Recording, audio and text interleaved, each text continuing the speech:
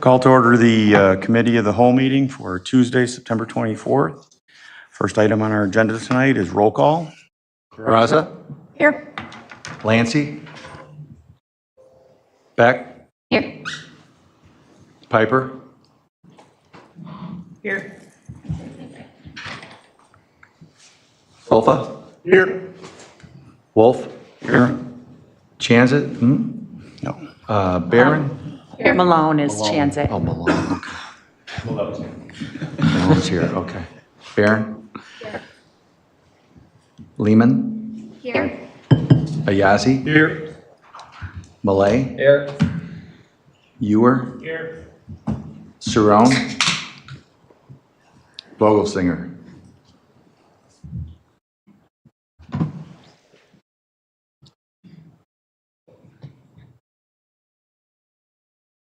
Okay, item 2 on our agenda is a reminder, if you come up to use the microphone, make sure you can see the green light on it when you're talking and you can hear yourself in the background.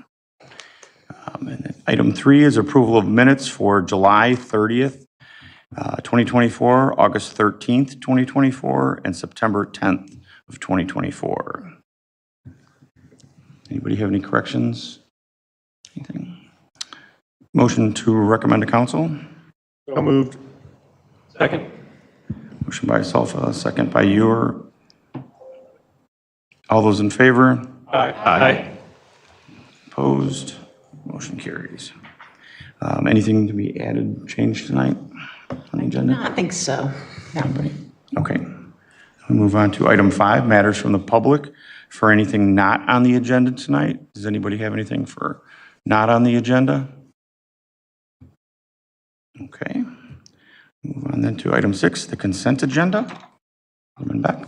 Consent agenda tonight is Resolution 2024-124-R, authorizing execution of an IGA with Kane County for animal control. And I would move we approve the consent agenda. Second. Okay, motion by Beck, second by Malay. All those in favor? Aye. Opposed? Okay, and it passes. Move on to item 7, which is a presentation from the Communications Department for an annual update. Welcome. Heather.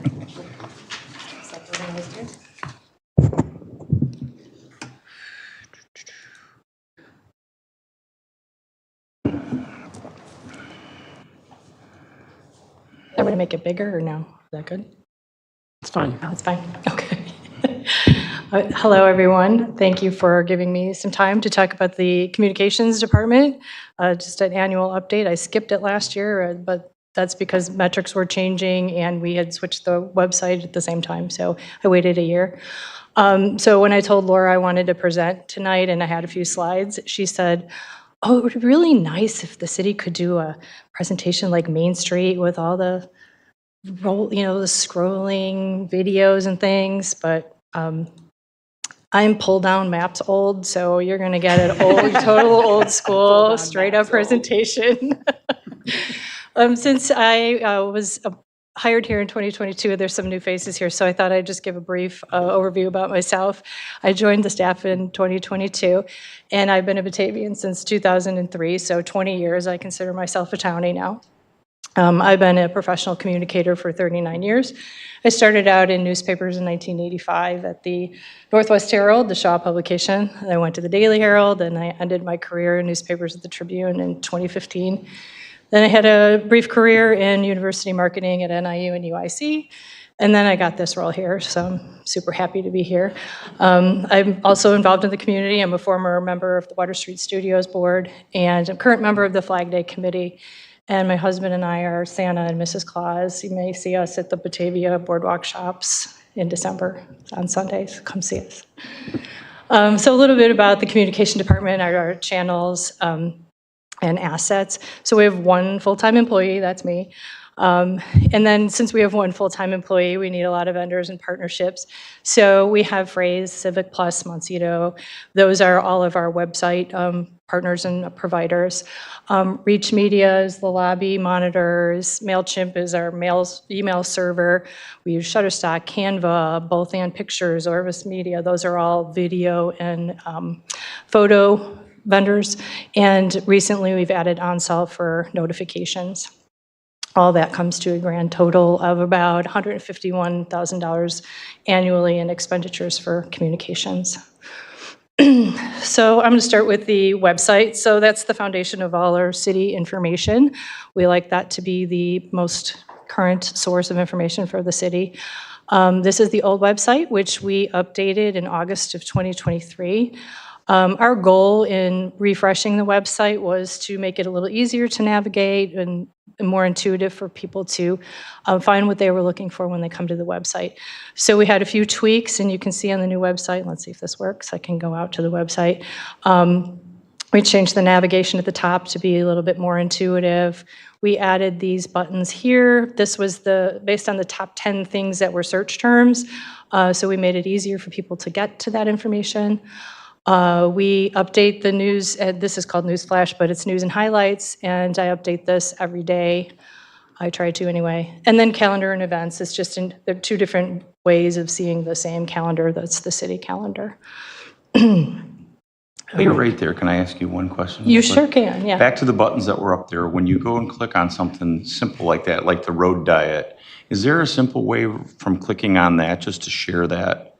Or do you have to copy it? Because that's what I've been doing. Yeah, so if you clicked on the actual thing, you kind of have to go here. You have to read a little bit more into it, and then additional info would also get you to the same area. And then here you go. Because I tried to, rather than, try to explain things to people. Yeah, and you can, that. we created a short link too, and I would really encourage everyone to come here. This is the most current and best information. There's a lot more in here if you want to take a deeper dive, including some research on road diets. And that you can go to the short URL, which is bataviail.gov/road diet. So you just have to remember road diet with our website. So yeah, immediately we had some people on social media talking about the road diet today, positive and negative. So I'm really happy with the positive comments that we're getting. So through next coming days, please share with your community that this is happening finally. All right. Oh, where was I? Sorry about that. Next one. Then as part of the redesign, we added what are called department headers, but what those really are just microsites within the regular website. We transitioned some independent websites that we had for the Batavia Environmental Commission and for the Bike Commission. We brought those in-house and gave them their own advisory commission website. That's these here. All of their content from the other sites came on to this page. Let's go back to, where was I? think I can go. Okay.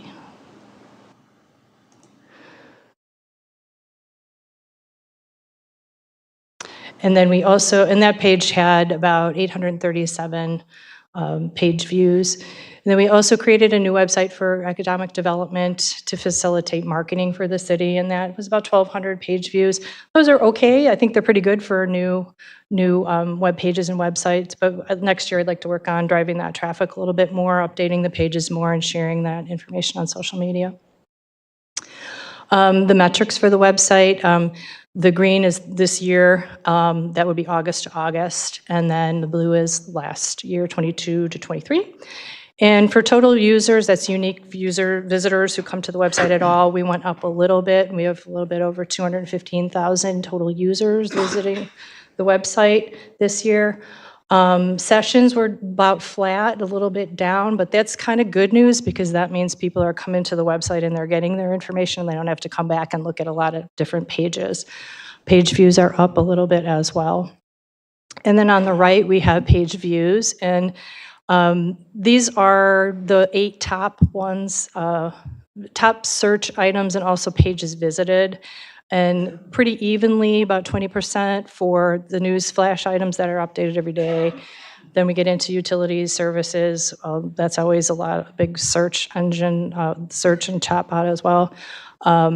Jobs, billing, brush collection, crime and arrest report, which always surprises me how many people are interested in that, and leaf collection. And then we also added a chat bot that's called Fetch the Answer, and that lives on the bottom of the page in a little, that's supposed to be a robot bulldog. Phrase is our vendor for this. 1,215 people visited this website or this chatbot to ask a question, and they asked over 1,900 questions. There's an answer click-through rate is, sometimes an answer will give you a link to more information to get your answer. And once you're there, you can rate your answer too, up or down, whether the answer was helpful or not. And so this is where it was really disturbing because 91% of the answers were downvoted, which means they either didn't like the answer or they got the incorrect answer. So I contacted Phrase, talked to them about the poor results. And they said, people downvote answers because they just maybe didn't like the fact that they needed a fence permit. When they searched for a fence permit, they got the information, but they just didn't like the fact that they needed a permit. But I still thought, we could do better. Then they informed me they were moving to a large language model AI search, and that has helped a little bit. So now if you come to this and use the website, the large language model, it uses more contextual and more data search, even live stream searching, and you just get a better answer. So instead of just saying, here's the link, it'll actually say, yes, you do need a permit, and here's where you can find out more. Top topics that people ask questions about, no surprising, report a concern, billing, refuse brush, all the typical things. This is the one area where we get a lot of report a concern questions. I think people are always wanting to report things like noise or stray animals or fast drivers, all kinds of things. On to social media. So on the left-hand side, here's just some examples of some typical posts that we do. I'm showing you just the followers metric because Facebook has followers, reach, likes, but these other social media platforms don't. So to be fair, I'm just calculating the followers and showing you that information. The Batavia Police Department has the largest following. They have 13,000 followers. That also includes their Instagram followers. Facebook for the city of Batavia has 8,000, Fire Department 3,400, the Environmental Commission about 1,600. And then the Active Transportation Commission is kind of small because they just started. I think they had a transition from the Bike Commission. And then new to us is Nextdoor. So I didn't know that we had to officially authenticate ourselves as the City of Batavia Nextdoor account. And so once I did, we automatically got 8,100 followers. What that means, though, is they're sort of passive. They're geo-targeted, so everyone in Batavia who is on Nextdoor is part of our following, so they will all get our posts. I had also heard recently that senior citizens are using, their biggest demographic is seniors on Nextdoor, so I'm really happy to have this in our pocket too to communicate with our seniors. And then we have at the top of the donut there just a LinkedIn. We have about 660 plus LinkedIn followers, which is great. I think that spikes when we have job postings. And then I had to show us River. You have to follow our newest staff member, River. She's on Instagram, and we're really looking forward to her Instagram account growing as she grows. Look, she's just so cute. I can't stand it. Moving on to the biweekly newsletter. Our newsletter goes out twice a month, and we have about 4,100 subscribers, and that's a 2.3% increase over the previous year. That's pretty good. Open rate is a little over half, which is actually pretty good for a municipal newsletter. Only 5% of people actually click on the links within these briefs, but I'm not concerned about that too because most of the information you need is in the brief. Unsubscribe rate's pretty small, and it really is offset by the subscriber rate. New subscriber rate. But that said, I think we could still do better. And next year, I'd like to look into maybe ways that we can change the platform or the format or the frequency. I'm not sure. But I think we can get more people to open up the newsletter and engage with the content there. Moving on, I kind of dumped a lot of stuff into the final content platform slide here. We have the Batavian, that's 6 times a year, mailed to all addresses in Batavia. We share this with the Park District, the library, the school district. Everyone gets pages that they pay for in the Batavian. This year, we added a new emergency notification system, Code Red, Alert Batavia. We have 12,000 people who have opted in to get notifications, which is great. We would like that to be much higher, though, so spread the word. It was a bumpy start. We had a bad link on the website, and people were having trouble signing up. So we really need to catch up, get more subscribers. We sort of inherited 300 email subscribers that we just moved over from Civic Plus, but those are, again, passive subscribers. They didn't opt in. We have 24 alert groups, and that includes everything from people who want just traffic alerts to internal ones that are people that used to be paged in the city now get a text from Code Red when they need to be contacted. We do have the ability to reach every household or every cell phone user in Batavia. If there was an extreme emergency, we would use the National Call Center database to reach out to everybody. Below here, there's a picture of what your notifications would look like in case people, are like, what? That looks like spam. It looks like these pretty bare bones, but it always has the city logo on it. And then finally, this is all the other stuff that the communications department does. That includes updating the lobby monitors, utility billing stuffers. We will put information in the utility bills that get mailed out, postcards, door hangers, lawn signs, reusable bags, news releases, and events like Taco Tuesday that we all attended a few weeks ago. So I have some goals for 2025. So we already started a little partnership with Riverbank Media. Riverbank Marketing. These are some students from the high school and their mentor to create some videos for us for emergency preparedness.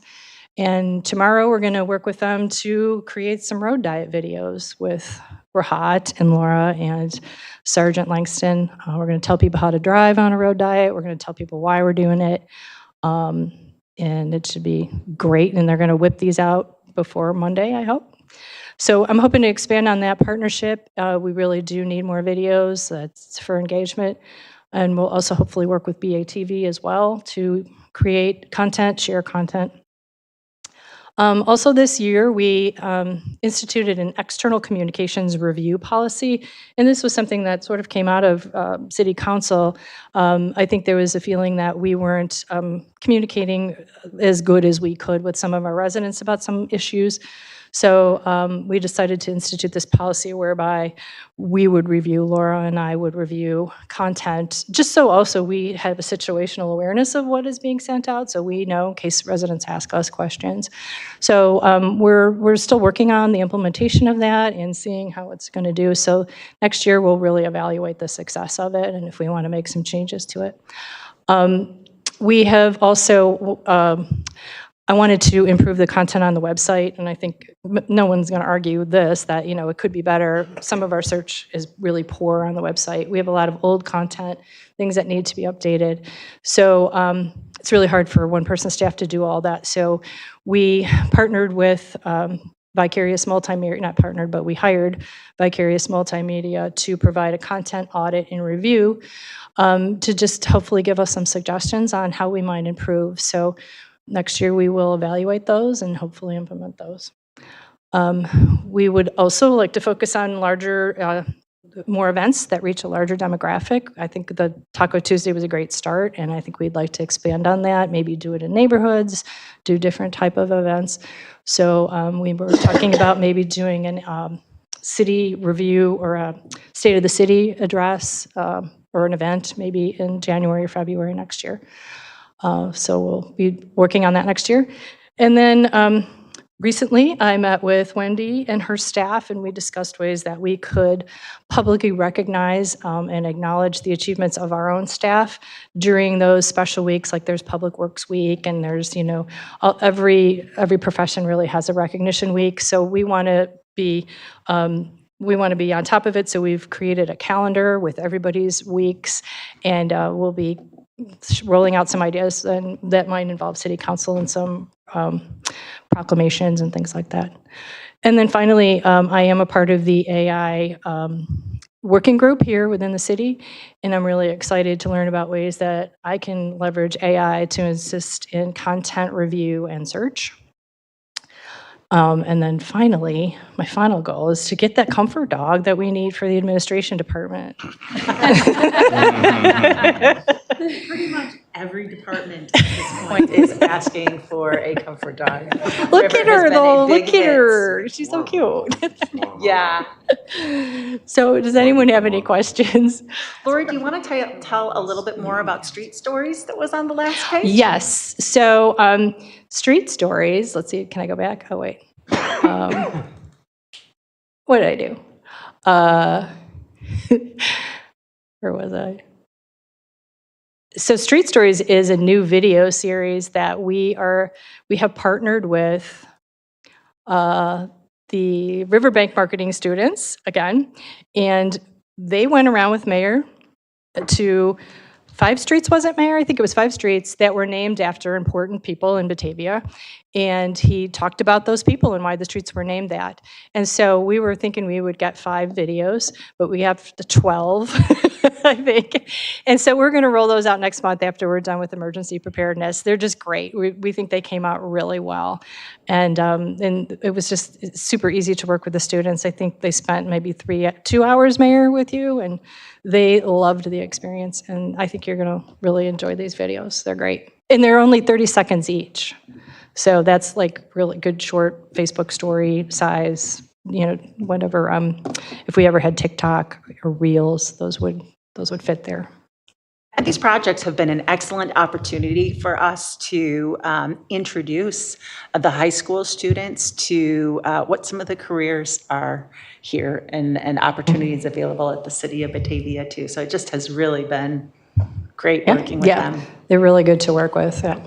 That might also be a real opportunity too, moving forward, like, recognizing people in different departments and the different things that happen here would also be a great way to market the city, is that these departments are as good as they are because of the people that are there, and then also to get people to join that group. Yes. Right.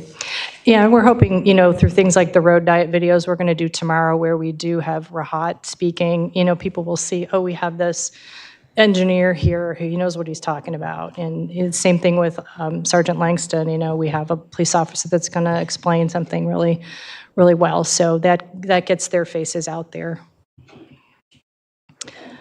Anybody else have any questions? John? I have a question regarding the AI.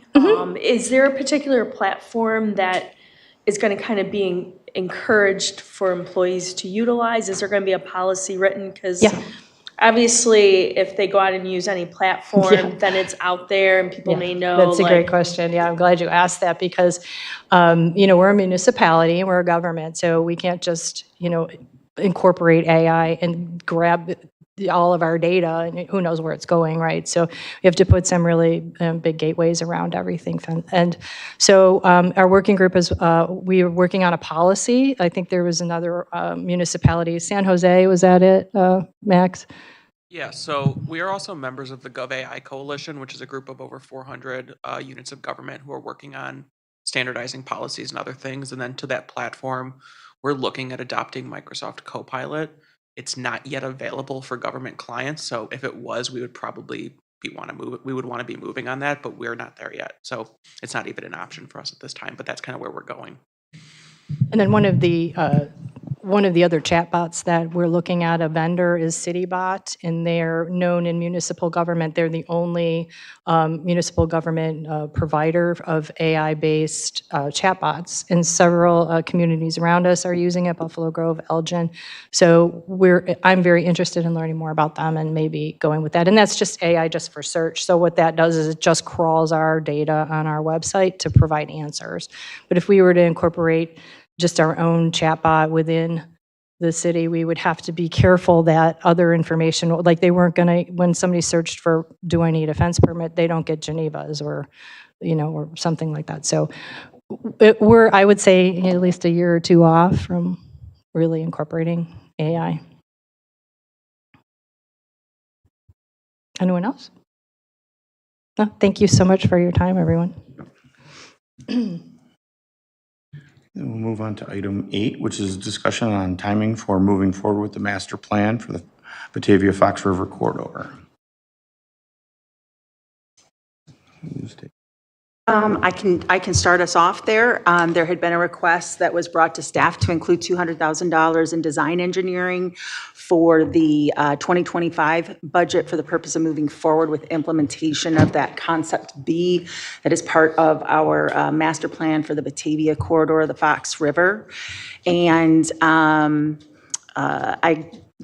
created a memo. It brings up some issues why maybe instead we want to think about doing a feasibility study at this point might be a better use of that funding, given the status of the U.S. Army Corps of Engineers has said that they, while they had a draft report out, that they have kind of paused and put the brakes on that, that they want to collect more data on the environmental impacts of removing those low head dams. We also have not, I don't think as a group or in participation with the Park District, determined who is going to be responsible for what parts of that project, either from a funding perspective or an eventual ownership perspective. And then finally, we know that the Park District has indicated that they have a number of capital projects that they are engaged in right now, redoing that Clark Island area, as well as the renovations that are taking place at their new building at 150 Houston Street that would prevent them from being able to contribute toward a project within the next several years. And so staff recommendation would be, if you'd like us to put a feasibility study into the 2025 budget, that'd be our recommendation as to how to proceed.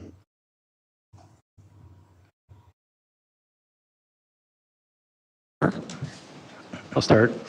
Yeah, we need to do something, is my opinion, and like, I was a little disappointed that it wasn't in the 2024 budget, because I thought through the conversations we were having last year that that's what was going to happen. Was okay, yes, we voted on B, and then the master plan concept and everything that we did, I thought that that's where we were headed. But that's neither here nor there. That's can't get too hung up on that.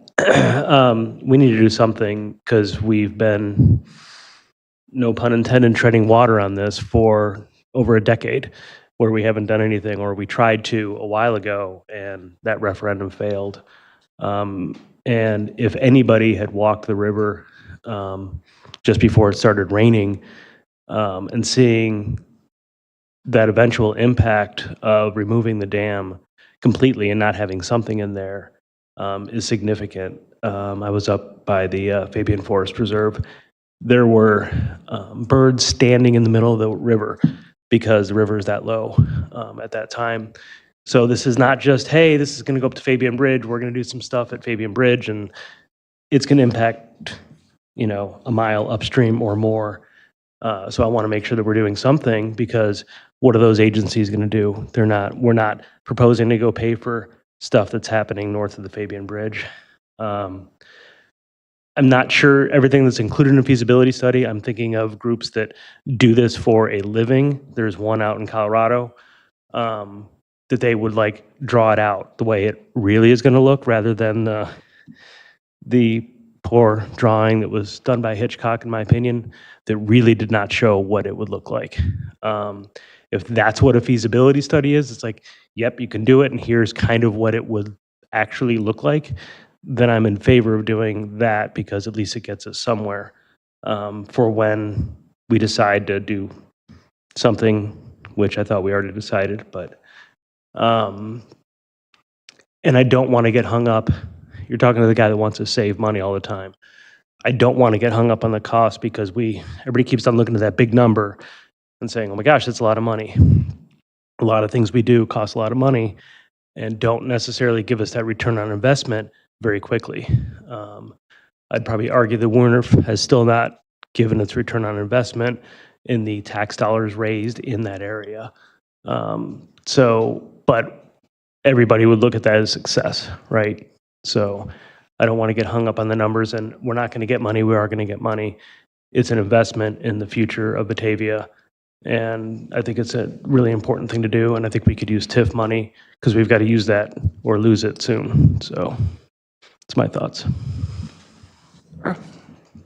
I agree with Alderman Ewer that forward progress is critical here. I mean, it's been more than a decade because these conversations were happening with similar designs in the year 2000, correct?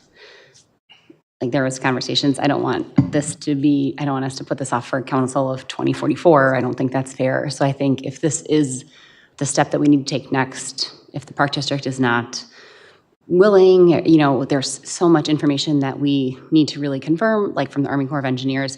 So if this is what our next step is for forward progress, then I am fully in support of moving forward to get this in motion.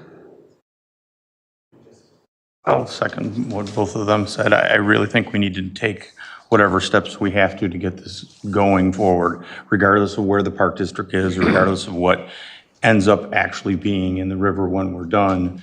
We need to do two things. We need to remove the dam and we need to preserve the pond.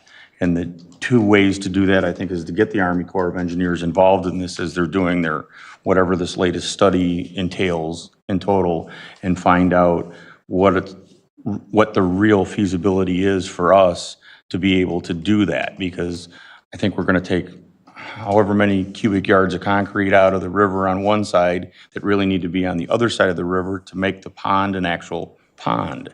And then we have to figure out how to preserve that. And that's going to be part of the discussion I think we have to have with Park District, because that's going to be what they're going to have, I believe, as, some of their responsibility has to lie within that.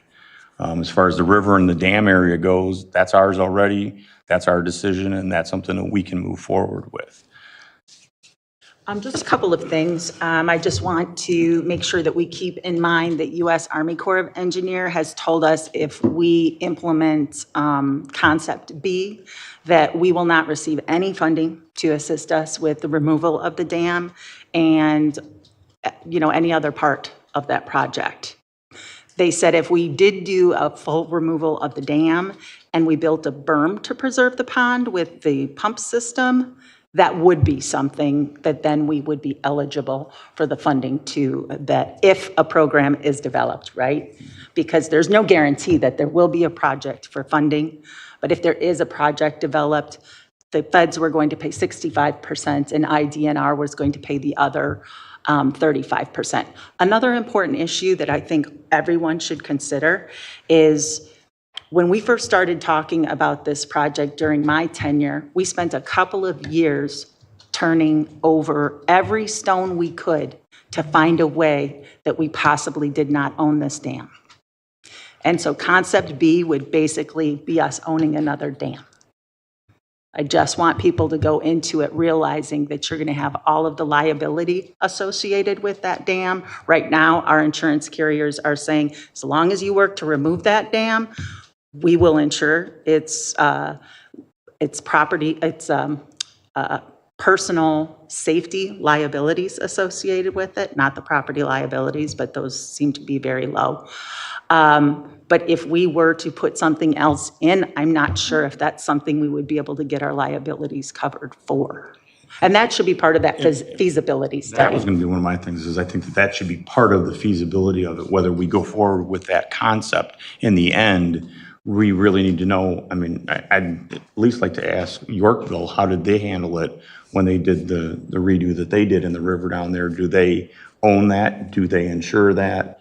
How has that been done? So I'm sure we can get those questions answered, because I think that also lends to the point, in the future, how would we do that? I don't think right now, from what I understand out of the Park District, that they want anything to do with the liability of owning any part of the river other than what they have in the pond. That's it. I don't think they want to go any further with that. And I don't know, in the end, if we were to remove the entirety of the dam that's out there now, what that would do as far as, how far north it is. My recollection from when we went through this, one of the iterations previous to this, when we had somebody from, I think from IDNR that was here with hydraulic modeling of the river, it extends about 1,000 feet north of the island that's up now in Fabian Forest Preserve. So where the newest bridge is up there, about 1,000 feet north of that. So that's quite a bit of the river that would drastically shrink. You know, and the only times it would ever get to what it is today or what it's normally at would be high water. The rest of the time it would all be much lower than it is and much narrower. So there's a lot of things to take into account when that dam comes out. Robin? Just to clarify, we are discussing between the two options of doing the 200,000 for the full design engineering versus a feasibility study. Okay. And I think because we don't know exactly what the Army Corps of Engineers is going to say when they get through with what they do, I think we do the step one, or, you know, not the full design. Because if we don't have their buy-in to do that, I don't know that we go forward with that, because I just don't know that we can fund all of it. I mean, if we had to fund a couple of million to take it out and build another berm, you know, versus 10 or 15 million, that's a big difference. We just don't know what any of these cost. We just keep on throwing out numbers. We really have no idea. And that's where an engineering firm doing a feasibility study is Right. going to look at comparable projects and be able to. I mean, I've been watching the video of the Carpentersville Dam come out and the different stages of it. And it, you know, that looks pretty simple, but I know this one is not, because there's nowhere near the depth that ours is what's up at Carpentersville. You know, Leah?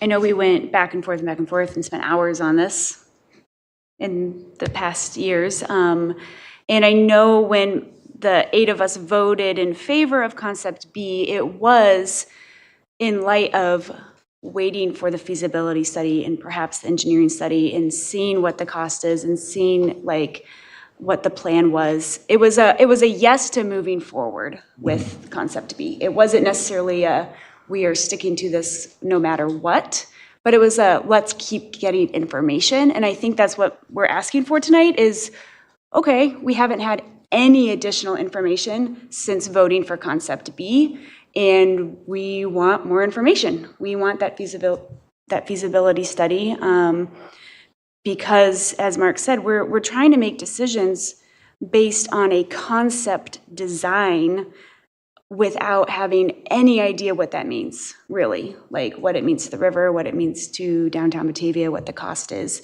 And so as we're waiting to see what the Army Corps of Engineers is going to say, and as we're waiting to see what the Park District is or isn't going to do, even what our neighboring towns are going to do, we need to continue gathering information so we're ready to go. Because otherwise, we're going to be years behind the project, and so we need to be ready to go. I am a little confused about the conversations we had with the Park District. We had them here in the room. We had multiple roundtable discussions for them to now be like, oh, well, we don't know what we're doing, and we're 5 years behind. So, Well, to be fair, the joint project that we engaged in was a master plan, and the end of that master plan had no timeline in it. So had we had discussions with them about what the expectations were about the timeline for the project, I would agree with you. But I think that they felt that the project had been completed, that the master plan was there, so that at such time when both parties were ready to move forward, we would. We could certainly, if we want to fund it and own it and all of that, I'm not sure that our partners at the Park District would disagree with that. well, but we all know that the dam is failing, so that's not new information. And they want the Depot Pond to stay there for their own recreational Park District use. So we're trying to make decisions for them. And so that's where I'm just a little confused on that aspect of it. They're just not interested in moving forward at this time, but if we are wanting to engage in the study, I think they would have no problems with us moving forward with that. It's similar to where they had their own independent project with Hitchcock Design Group too, to talk about, they needed to see more about what type of park district amenities there would be associated with all of those concepts. And that was a kind of a pause in the project while we waited for the results of that. I also agree with Alan. I was thinking about this earlier today, that, Yorkville had put something back in the river, and they have a recreational aspect to their river. And somehow, I'm assuming they have insurance. And so to do further research on what Yorkville has done. I don't Get an update. It's been several years since I talked to them about that. I think that theirs went in 2008. Yeah, and I don't know if they actually own that or if that's DNR or what it is. So that would be all the questions we'd have to answer on that. Your Honor? Yeah, I'm a strong supporter of the feasibility study. I think we need to get all the components on the table so we know exactly what is and what isn't.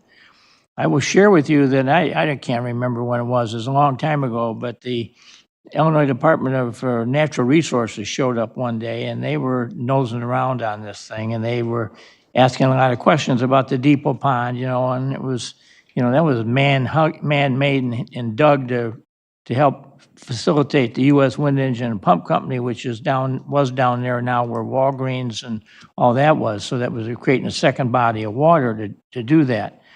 But they were very interested in the fact that in 1958, the Saturday Evening Post featured that very nice scene of the ice skating going on in the pond, and that was done by John Falter, who was recognized as one of the foremost artists, along with Norman Rockwell, that did those Saturday Evening Post covers for years and years and years. And they were saying that should be noted as a significant piece of Illinois history, because it's one of the few times that Illinois got featured on a front cover of a national magazine, and it was done right here in Batavia. And then, of course, I threw in that, when this factory was Dunbar Capital, they had a pretty big division called DK Aerospace. And they were in here making components for the U.S. space industry. And as it was pointed out in the book that was written by the 3 astronauts when they came back from the first landing on the moon, the book's called First on the Moon. And on page 77 of that book, it talks about that the flexible fuel lines that were in that rocket that landed on the moon were in this building, were made in this building. And so the U.S., the natural resources people said, well, you got some phenomenal history here that really needs to be put together and accented and displayed and talked about. And so I strongly support that. And given the fact that on the Depot Pond part of the river, we've had multi-millions of dollars of investment done by people who have bought condos and built buildings and done everything else. And I'm just very much want to try to retain that image and that resource there, because a lot of people really do cherish that view and that pond there. So I think the pond is something, and what the rest of the river does, we need to know that. That's why I think it would be very good to go ahead with this resource study. My understanding was that we voted because we favored option B to have the tiered system, so we would maintain the Depot Pond. There was that over the option of putting a berm there. Now, I understand the berm to keep and pump the Depot Pond. There's a big pool of water. The impound will go away, which we know. And you can kind of get a light of that, as Mark pointed out, when haven't had rain in a while. So my understanding is the direction from the council is to move forward with the tiered system. Now, I understand the Army Corps of Engineers has put pause. They may come back and say, yeah, we're going to continue as we planned, or they may come back and say, you know what, we're not going to take out those dams anymore. We still have the dam, we still have the problem, and we need to make the best use of that. I fully agree with Mark that the best use of that would be to maintain the pond, maintain the impoundment, and create a opportunity on the river. Now, where that funding comes from, we're going to have to plan for that. But as of now, it's not a question of whether the council has decided that they want the tiered. The tiered system to maintain the depot pond. And, if that changes in the future, that's a different vote. But as of now, that's what the direction from this council is. So I think moving forward, moving forward with the engineering design, I agree that's not appropriate at this time. However, moving forward with what it would look like in a feasibility study, I fully support that. And with the understanding that the direction from the council at this moment is we have a tiered system that gets put in place that preserves the pond and the impoundment. Mark? Yeah, just one more thing on the Army Corps.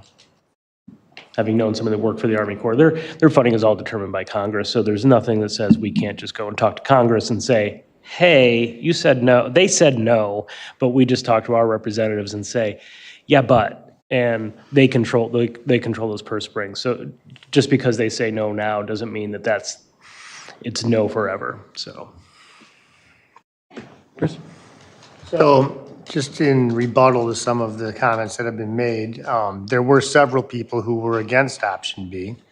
There could be several people in the future that are against option B. There could be several people in the future that say we should just fill in the whole pond, depending upon who's sitting here.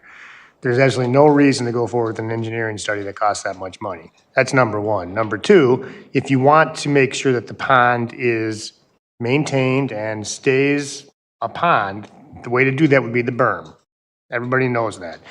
The feasibility study might be good to prove that if you put the tiered system in, it's going to drain the pond anyway. And so then how are we going to keep it? I mean, you can't, I don't think that you can have it both ways with the way the situation is. That's the first thing. Another thing is, I know that lots of communities along the river are having discussions about the dam. So there could be a situation in the future. What if they all take the dams out upstream anyway? How's that going to affect everything? I know that is it too far away for these other dams to affect the river? But I mean, the river's ecology is going to change if numerous communities take out the dams along the river. And then if we're sitting there with, something that is a tiered system, I'm just not sure how that's even going to be effective if the river goes down all the way upstream because all the dams are out anyway. Then, with the attorney in me, I am terrified of having to pay all the liability and the insurance for a tiered system when it's a situation where the park district wants it, but they want no responsibility for it. I think that's completely unfair. So I think there's heavy costs involved. I mean, everybody's already heard my arguments about this. It's not time to rehash that, but I definitely say we do not go anywhere near an engineering study. And a feasibility study might actually point out that what some of us voted for is not viable anyway. I'm going to sort of echo what everyone's saying here. I think Chris is absolutely correct in that, I don't know, we're not here to renegotiate which plan we're going with. We're here to figure out if the plan we decide is going to work or not. So a feasibility study makes a whole lot of sense.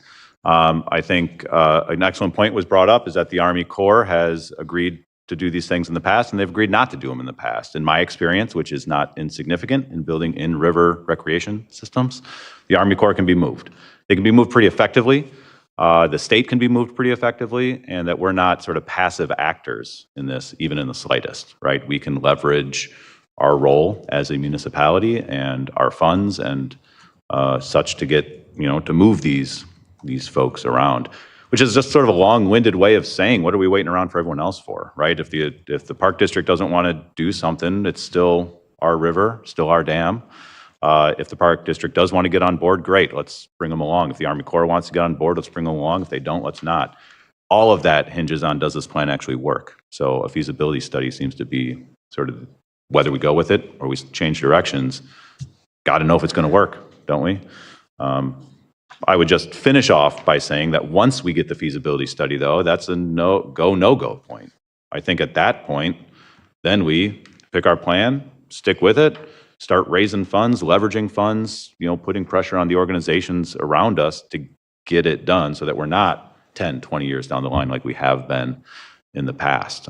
Again, because I just don't like being the passive actor in this, especially with something so important and dangerous at the same time. Can we clarify before moving on just what a feasibility study is going to entail? I don't want to get our hopes up that we're going to have all of our questions answered with a feasibility study, because some of the things we've tossed out sound a lot like engineering. And so if we're not going to invest all the way in getting all of our questions answered, I'm just curious. You know, at this point, I'd have to research it more, but my inclination is that they're going to take a look at what impacts the project will have on safety and ecology. They will look at rough costs to construct as well as future maintenance costs to include insuring against liabilities.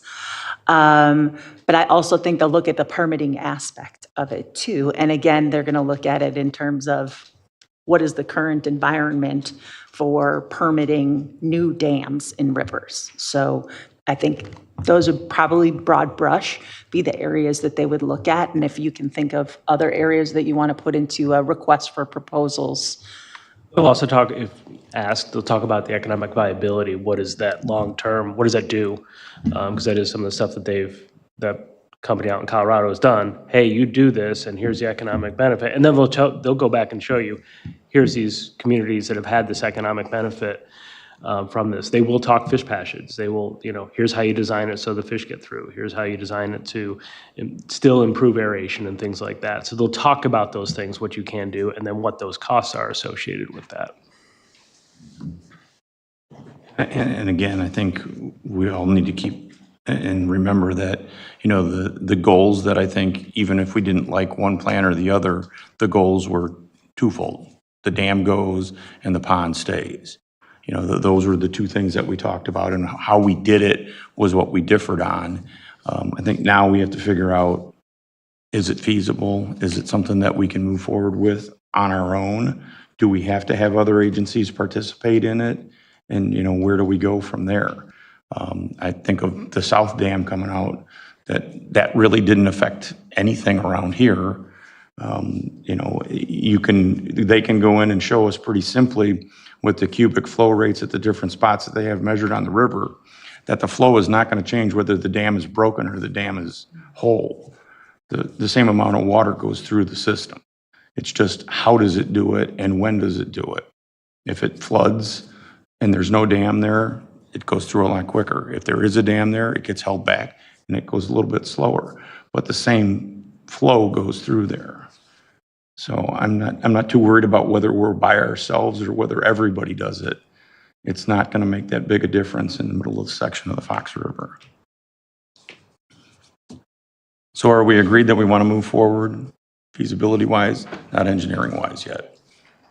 Okay, then that's the direction. All right, thank you. Okay, that was way too easy. Okay. Now we're going to move on to item 9, which is discussion on a new position for Assistant Public Works Director. So as we know, unfortunately, our wonderful Public Works Director, Gary Holm, has given notice of his intent to retire early next year. Gary has made tremendous contributions during the time that he has spent here. In particular, a lot of his time has been focused on addressing the concerns of our electric utility during a time when there were, many changes, and he came on board in a tumultuous time where, things had just kind of turned south with that deal, and has dealt with that over all of these years. Because of his intense focus on that particular area, one of the things that Gary is recommending that we do is create this position of Assistant Director of Public Works. And we think this will be very helpful in our succession planning to bring this position online now before Gary retires, so that the individual in that position will have this period of time to work alongside him, and perhaps be, similar model from what we've done in other departments, having assistants there in order to learn the ropes of leading that department.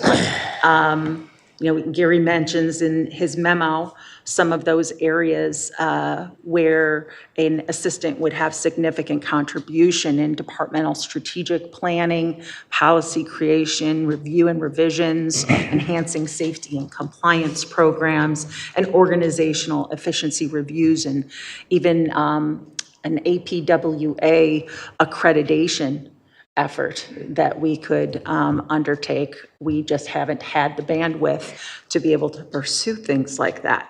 And so Gary included some organizational charts attached to his memo that show the current department structure and the recommendation of how that would be structured with an assistant public works director, that each one would have 3 divisions that they focus on.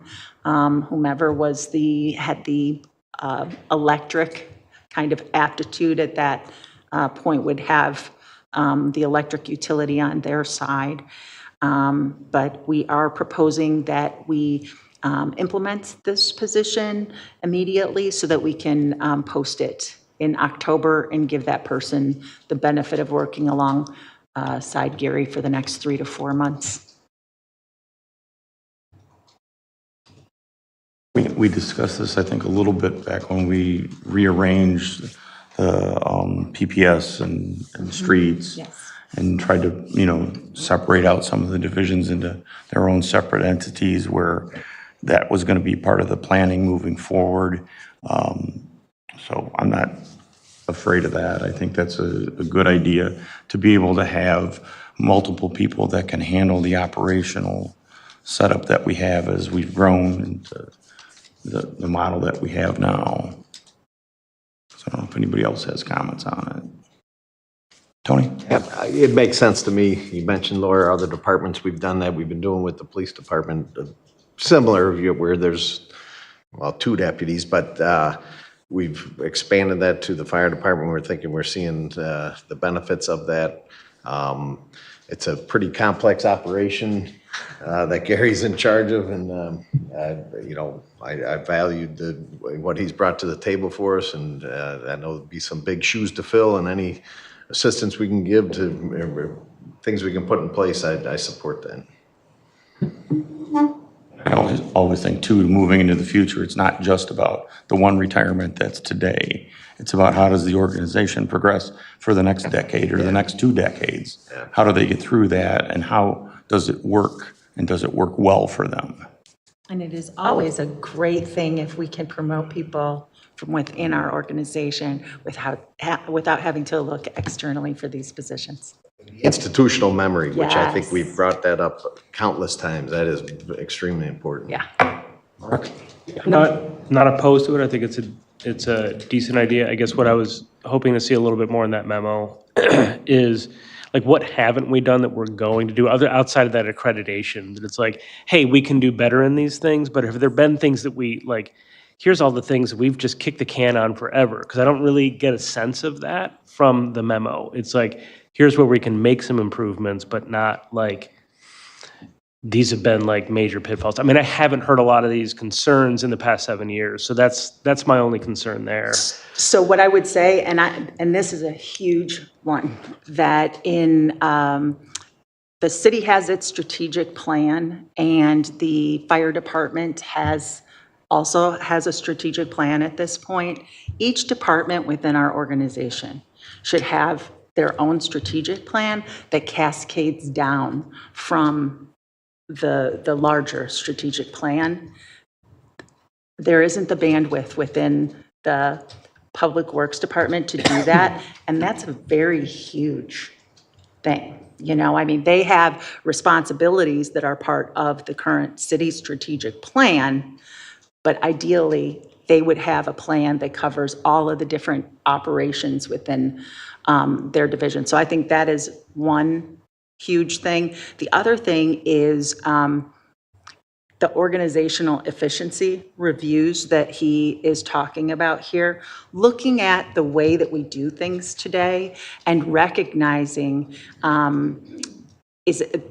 studying that process to determine if it's efficient. People are so busy today, they oftentimes don't have the opportunity to stand back and take a 30,000-foot view of it and say, is there a better way to do this? Can we redo it so people can be more productive, so we could increase the quality of the services, and just that ability to collect the data to make data-driven decisions. We hear that all the time too.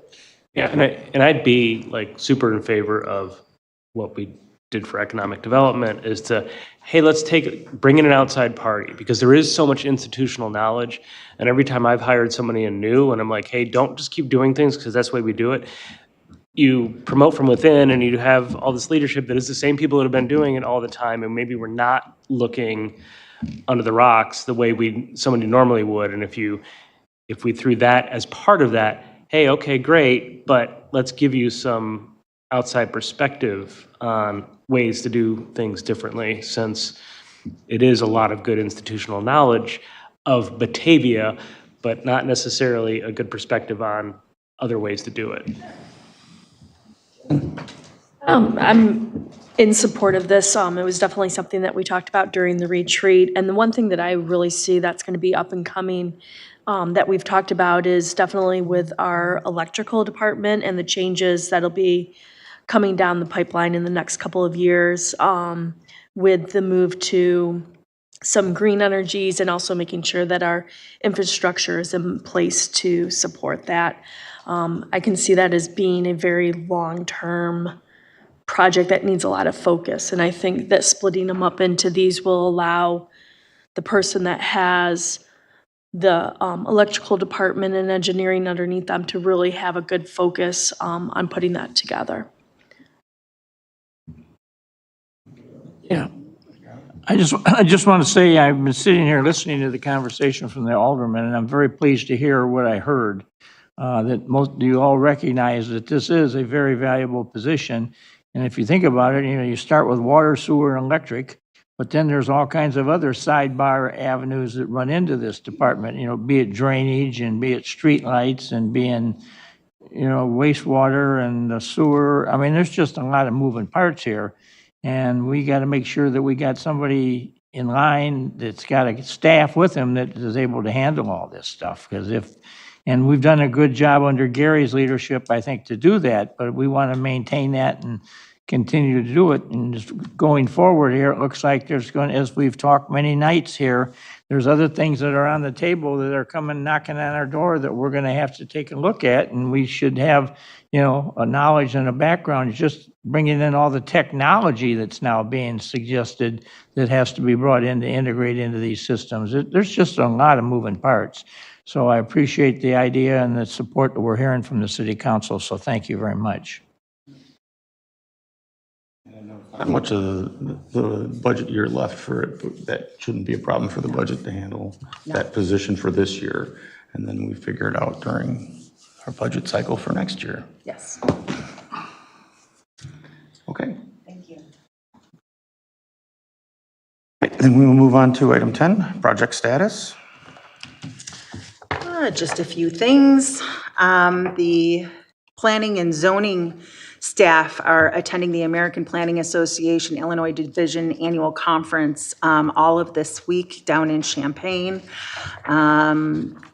We are going to be hosting meetings with city staff, area property and business owners, city council, and other key person interviews for the kickoff of our South River Street study.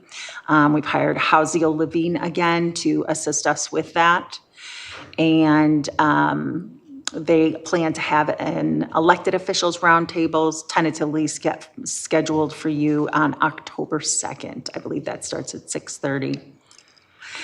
In fire, Deputy Chief Lucas and Battalion Chief Balsitis and Battalion Chief Swinsky and Battalion Chief Hogan attended a 3-day class that was about quality improvement for fire and emergency services. It's part of our the Batavia Fire Department Strategic Action Plan goal that's related to accreditation. And then on the police side, Detective Elizabeth Webb attended a training seminar at Aurora University that was titled Juvenile Justice Reimagined, and the seminar focused on innovative approaches to address key issues affecting youth populations in the justice system. And key topics included juvenile justice system structure and process, advocacy, alternatives to detention, and juvenile detention and probation. So we've got multiple people in multiple departments engaging in a lot of continuing education and kind of honing the blade and learning the best practices that are out there.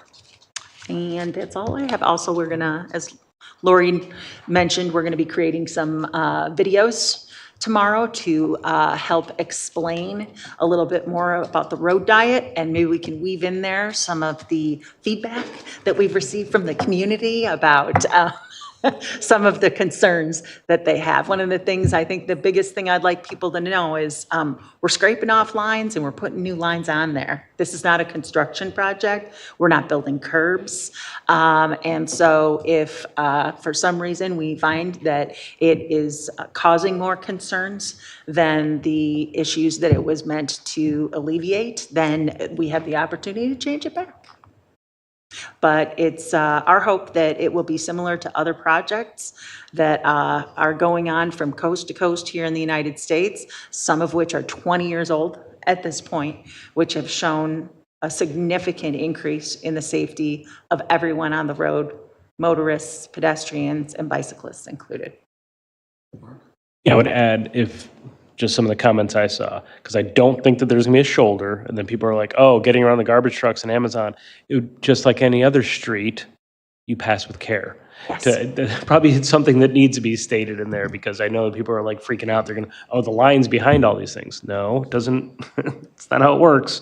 So, sure. Anybody have any others this evening? Mark? I do. Want to thank Laura. She sent over, this is something I've been thinking about for a long time, the contract, the original contract with Viola, which was the garbage company a long time ago. It's Waste Management now. I want to bring up to have a discussion about that contract. I thought it was a forever contract, but I guess it's only 9 more years, but it's still 30-year contract. Yeah, it's a 30-year contract. There's 9 years left in it. But I do remember when we were negotiating garbage rates that Groot was like, oh, we could do it cheaper if we could use our transfer station. And I'm not saying to shut the transfer station down. That's not what I'm saying. I want to try and renegotiate something with them to get ourselves out of that requirement to dump there. They can still take everything from everybody else, but not necessarily forcing us to do it. And is there a way that then we can save our residents money on garbage and then maybe potentially even expand that facility that then we would have additional revenue? I don't know. So I would, if somebody will join me, I'd love to have that as a discussion to figure out ways to work on that. Sure, back then it was the city who demanded that all of the waste from the city be dumped there, because that's how we get the revenue from the transfer station. It's by the tips that get tipped there, so by sending that away, we would miss that part of the revenue that comes from what Groot tips. We'd miss that part of it, and it'd be interesting to know, and maybe it's a question for them, are they at capacity? You know, can they take no more? And expanding their capacity allows them to. Because if they were able to increase and they needed to increase beyond the tonnage they're taking today, they'd be in here asking for it. And I don't know how much further they can go with that. I'd have to go back and look at the contract, because they got one increase already. They've come back and gotten an increase in the amount that they can run through there. So that was one thing. Yeah, I'll join Mark on that. I think, you know, having been through several votes on garbage, I think the more the council's aware and informed, the better we're going to be, because time's moving on, and before you know it, we're going to be voting again on another garbage plan. Yeah, and is their intent, it'd be interesting, is their intent in 9 years to be like, we're done, and then we'd have to think of something anyway, because we'd lose a ton of revenue. It's like 450 grand. I mean, it's a significant amount of revenue for the city. Mm-hmm. So, and again, that was not my intent to say, oh, throw it out.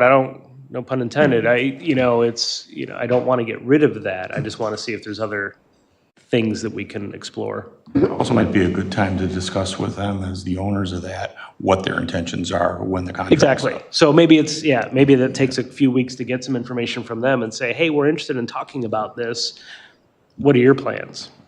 They're probably interested in getting to 2033 when they don't owe us the tipping fees anymore. Oh, the tip fees just go away in Yeah, that's- 2033? Gary, can you confirm that 30-year agreement, they were paying us fees based on the tonnage that they're tipping there for 30 years? And then it ends? Yes. And then they won't pay us anything at that point? No. Does the permit still continue? Yes. It's not, we don't issue the permit. Yeah. Right, okay. So yeah, that might be something to look at. Again, maybe they do want additional space, maybe, I don't know. Okay. Anybody else have any others? And then we need a motion to go into executive session for personnel. Second. Who made the motion? George? Okay, I didn't see him move, I just heard it. So motion by Yazzie, second by Malay. All those in favor? Aye. Opposed? Okay.